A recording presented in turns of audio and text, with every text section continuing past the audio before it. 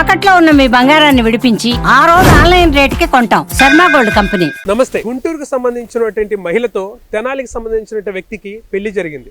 2021లో వీళ్ళకి పెళ్లి జరిగింది. 8 లక్షల కట్నం ఇచ్చారు, బండి ఇచ్చారు, ల్యాండ్ ఇచ్చారు, బంగారం కూడా ఇచ్చారు. 4 వారాల వరకు వీళ్ళ కాపురం సజావుగానే జరిగింది. ఆ తర్వాత భర్త తాగి రావడం, భార్యని కొట్టడం, హింసించడం, ఎక్కువగా బయటే ఉండడం, ఇటువంటి కార్యక్రమాలన్నీ చేసుకుంటూ వచ్చాడు. అనుమానం వచ్చిన భార్య ఏంటా అని చూస్తే వేరొక మహిళతో అక్రమ సంబంధం పెట్టుకొని రెడ్ హ్యాండెడ్గా దొరికాడు.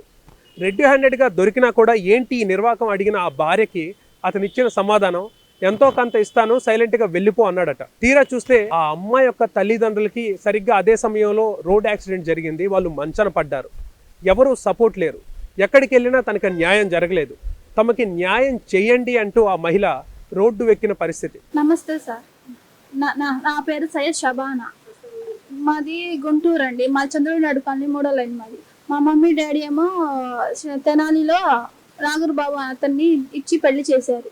ఘనంగా చేశారు పెళ్లి. డబ్బులు కట్టినాము అన్ని ఇచ్చారు. 3 లక్షలు కట్టినాం, బంగారం అన్ని, మొత్తం సామాన్లు అన్ని ఇచ్చారు. కానీ పెళ్లి చేసుకున్న తరఫు నుంచి నాతో సరిగా ఉండకుండా నైట్ డ్యూటీలు ఉన్నాయి, అక్కడ ఉన్నాయి, ఇక్కడ ఉన్నాయి. అసలు నాతో సరిగ్గా మా అత్త మామలు ఎవరు నన్ను పట్టించుకోలేదు. ఏంటి అది అంటే, లేదు నాకు డబ్బులు అది కావాలి ఇది కావాలంటే సరే అని మా అమ్మ వాళ్ళకి చెప్తే కొన్ని అరేంజ్ చేసి వాళ్ళకి ఇచ్చారు. అయినా కూడా లేదు. తర్వాత తెలిసింది, ఎంక్వైరీ చేస్తే మా మమ్మీ డాడీ వాళ్ళు వేరే అమ్మాయితో అక్రమ సంబంధం పెట్టుకున్నాడండి మా ఆయన. ఏంటి అని ఇలా చేస్తే, లేదు తను ఆ అమ్మాయి కావాలి, నువ్వు వద్దు, నాకు తనతోనే ఉంటాను, మీకు ఇవ్వాల్సింది మీకు ఇచ్చేస్తాను, వదిలేయి అని ఆ వీడియోతో సహా పట్టించినా కూడా లేదు, నా తప్పు ఏమి లేదు, ఏం చేసుకుంటారు చేసుకోండి అంటున్నాడండి. మేము ఇక్కడ దిశకి వెళ్ళాము, మళ్ళీ స్పందనకి వెళ్తే కూడా అక్కడ ఏ చర్యలు కూడా తీసుకోలేదు. మా ఆయన అలా చెప్తే, ఏం చేసుకుంటారు చేసుకోండి, నేను ఎక్కడికి రాను, నాకు అన్ని తెలుసు, నేను ఏం చేయాలో అలా చేస్తాను. అసలు లేదండి, పట్టించుకోలేదు. అసలు మా ఆయనని పిలిచి ఏంటి ఇలా జరుగుతుంది అడిగినా కూడా, ఆహా ఏం చేసుకున్నారు చేసుకోండి, ఆయన ఫోన్ చేసినా కూడా అటెండ్ చేయట్లేదు. ఎలాంటి చర్యలు తీసుకోలేదండి. అమ్మాయికి చట్టం అంటారు కానీ ఏ చట్టం ఏ న్యాయం కూడా జరగట్లేదండి. ఇప్పుడు అమ్మాయి ఇలా జరిగితే ఇన్ని కట్నాలు ఇచ్చి ఇన్ని ఘనంగా పెళ్లి చేసిన తర్వాత కూడా ఇక్కడ ఉండేది మమ్మీ దగ్గర ఉండేది, మమ్మీ డాడీ దగ్గర ఉండేది 20 సంవత్సరాలే. ఆ తర్వాత భర్తే కదా జీవితాంతం చూసుకునేది. తను ఒక అమ్మాయితో అక్రమ సంబంధం పెట్టుకొని ఇంకా నా జీవితానికి మరి ఏ న్యాయం చేస్తానండి.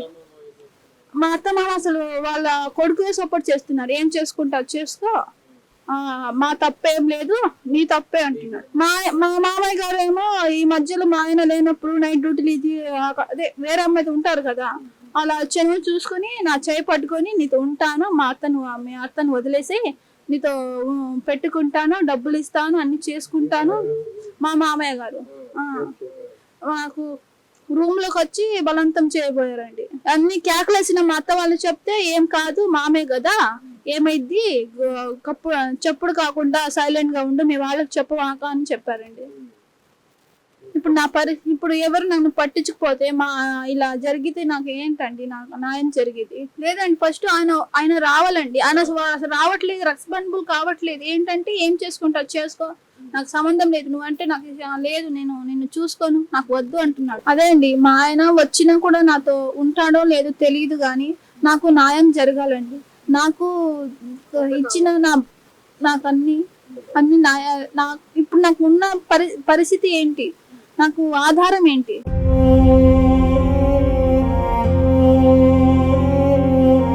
ఇప్పుడు నాకు చర్యలు తీసుకోవట్లేదు, మరి వాళ్ళకి చర్యలు తీసుకుంటారా? మరి సమాజంలో ఒక్కళ్ళు కాదు, చాలా మంది ఇలా జరిగిన వాళ్ళు చాలా మంది ఉన్నారు. వాళ్ళు చెప్పుకోలేక ఎలా బాధపడుతున్నారో నాకు తెలుసండి. ఇప్పుడు నాకు చర్యలు తీసుకోండి.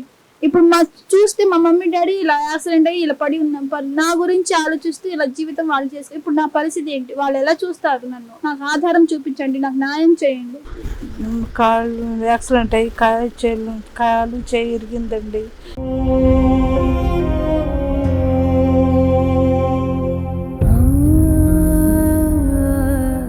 నా కూతుర్ని తెనాలి ఇచ్చి పెళ్లి చేశారు సార్. చేస్తే కట్నం కోసం, బంగారం కోసం వాడికి ముండ ఉంది సార్. ముండ ఉంటే వాడు కావాలని వాళ్ళ అమ్మ, నాన్న, వాళ్ళ అక్క, వాళ్ళ తమ్ముడు, అందులో మామయ్య వచ్చి నా కూతుర్ని చేసుకెళ్ళి ఆ కట్నం కోసం బంగారం కోసం చేసుకెళ్ళాను సార్. చేసుకెళ్తే వాళ్ళకి ఘనంగా నేను కట్నం బంగారం ఇచ్చి పెళ్లి ఘనంగా చేశాను సార్. వాళ్ళకి చేస్తే మళ్ళీ మధ్యలో వచ్చి డబ్బులు కావాలి అంటే అవి కూడా సదురుబాటు చేశాను సార్. నేను ఆ వడ్డీకి డబ్బులు తెచ్చి వాళ్ళకి ఇచ్చి అంతా చేసి డోకరా ఇప్పించి ₹1,00,000 ఇప్పించి అంతా చేసి లైన్ చేసి వాళ్ళకి అంతా చేశా సార్. చేసే లాస్ట్లో నా కూతుర్ని చేసుకెళ్ళి వాళ్ళు ఈ విధంగా చేయి పట్టుకుని వాళ్ళ మామ లాగి లేనిపోయిన ఇబ్బందులు పెట్టి ఇట్లా చేస్తే పక్కన వాళ్ళు కూడా వెళ్ళి అమ్మాయి చెప్పింది సార్. చెప్తే వాళ్ళు అక్కడ వెళ్ళి పోలీసులు కూడా ఎంక్వైరీ చేస్తే నిజమని చెప్పి వాళ్ళు కూడా చెప్పారు సార్. ఈ విధంగా చేసుకెళ్ళి దిశలో అక్కడ తెనాలిలో వాడికి రెడ్ హ్యాట్గా పట్టుకున్నాం సార్, ముండతో సహా పట్టుకుని తెనాలి తీసుకెళ్తే అక్కడ నుంచి నెల టైం పెట్టి నాకు మీ అమ్మాయి వద్దు, మీ బంగారం మీ డబ్బులు మీ కట్నం మొత్తం ఇచ్చేస్తాను అని అది కాగితం కూడా రాశారు సార్. కార్పొరేటర్తో సహా వచ్చి సంతకాలు పెట్టి వాళ్ళ నాన్న వాడు మొత్తం అందరూ కలిసి సంతకాలు పెట్టి పెద్ద సమస్యలో జరిగింది సార్. ఎస్ఐ ముందే జరిగితే ఇచ్చేస్తానని చెప్పి నెల టైం పెట్టి తర్వాత లైన్ తీసుకొచ్చి ఆడతాను అట్లా చేస్తుంటే ఎస్ఐ గారు మీరు గుంటూరులో వెళ్ళండి అని చెప్తే గుంటూరు వచ్చి ఇక్కడ దిశ లాలబెట్టలో వెళ్తే సార్ లాలబెట్ట కాదు దిశలో వెళ్ళండి అని పంపించారు. వాళ్ళు అక్కడికి వెళ్తే మా వస్తువులు మొత్తం ఇచ్చేస్తానండి తర్వాత ఎంత కాదు అంత అని చెప్పి చేసేస్తే అమ్మాయి డిఎస్పీ గారి ముందు మొత్తం జరిగినంత చెప్పింది సార్. జరిగినంత చెప్తే మొత్తం వాంగ్మూలం తీసుకున్నారు. అమ్మాయితో చేసుకుని ఏరా జరిగిందా అంటే జరిగింది అని చెప్పాడు. వాళ్ళ మామ కూడా అడిగితే అవును అని చెప్పాడు సార్. చెప్పగానే వాళ్ళిద్దరికి తీసుకెళ్ళి ఈ లోనకి వేయండి అని చెప్పి డిఎస్పీ గారు చెప్పారు సార్. చెప్పినాక ఇంకా తర్వాత ఇట్లా జరుగుతుంది, తర్వాత సెటిల్మెంట్కి చేసుకుందాం ఎందుకు లేదంటే అమ్మాయి వాడు హ్యాపీగా ఉంటున్నాడు సార్. ఆ ముండతో హ్యాపీగా తిరిగి అది ఫోటోలో వాట్సాప్లో ఫోటోలు పెడతాం ఈ పెడతాం చేస్తున్నాను. నాకు ఎవరు ఏం చేయలేరు. నేను మీ అందరికీ మీకు కావాలని మేమంతా చేసాం. మీకు అసలు మీకు సపోర్ట్ చేసేవాళ్ళు లేరు, ఇది చేసేవాళ్ళు లేరు అని చెప్పి ఇటు చేస్తాను. ఆ లాయర్కి పట్టుకుని లాయర్తో ఇట్లా నాటకాలు ఆడతాను ఇట్లా చేస్తున్నాడు సార్ వాడు. మాకు న్యాయం చేయాలి సార్. నేను అప్పులు సప్పులు తెచ్చి అమ్మాయికి పెళ్లి ఘనంగా చేసి ఆ అప్పులు కూడా తీసుకోలేదు సార్. నేను ఆ డొకరా నా పాలనే వేసేసాడు. డొకరా నేను కట్టి అన్నీ కట్టి అమ్మాయికి ఈ విధంగా కట్నాలు ఇన్ని కానుకలు ఇచ్చి ఇంత చేసి ఇంత బంగారం ఇచ్చి అట్లా చేసి నాకు ముగ్గురు సార్. అబ్బాయి ఒకడు, ఇద్దరు అమ్మాయిలు. లేదు సార్ ఈ అమ్మాయిదే ముందు చేసి తర్వాత చిన్న అమ్మాయికి చేశారు సార్. ఆ చిన్న అమ్మాయి వాళ్ళు బాగానే ఉన్నారు. ఆ పెద్ద అమ్మాయిది ఇట్లా చేసుకెళ్ళి కట్నం కోసం బాగా నా కూతురికి చేసినట్టు ప్రతి ఆడపిల్లకి జరిగితే ఆ అమ్మాయి గతి ఏంది సార్ అసలు? ఆ గతి ఏంది? ఇట్లా చేయవచ్చా? వాళ్ళు కట్నం కోసం కానుకల కోసం చేసుకెళ్ళి డబ్బుల కోసం ఆశపడి నా బంగారం లాంటి అమ్మాయి ఆ జీవితమే వాళ్ళు పాడు చేసేసారు అంతా కలిసి. అందరికీ కట్టించాలి. వాళ్ళ తర్వాత వాడి ముండ కూడా రావాలి. వాడికి అసలు టేస్టింగ్ కూడా రాకుండా చేశాడు సార్ వాడు. ఆ ముండని పిలిపిమంటే పిలిపకుండా చేసి మధ్యలో డబ్బులు తినేసి వీళ్ళు ఇట్లా రాకుండా చేశారు. వాళ్ళు అసలు ఎట్ట పెట్టారు సార్, ఏసీలో మొత్తం పెట్టి ఆ ముండకి ఆ విధంగా పెట్టాడు సార్. ఉన్నవాడు దాంతోనే ఉంటే కులుగుతూ పోయేదిగా నా బంగాళ లాంటి అమ్మాయిని చేసుకెళ్ళి జీవితం అంతా పాడు చేసేసారు. అంత అమ్మాయిని జీవితం పాడు చేసేసి అట్లా చేసేసి నాశనం చేశారు కదా సార్ వాళ్ళు. వాళ్ళందరికీ కఠినంగా శిక్షాలు సార్.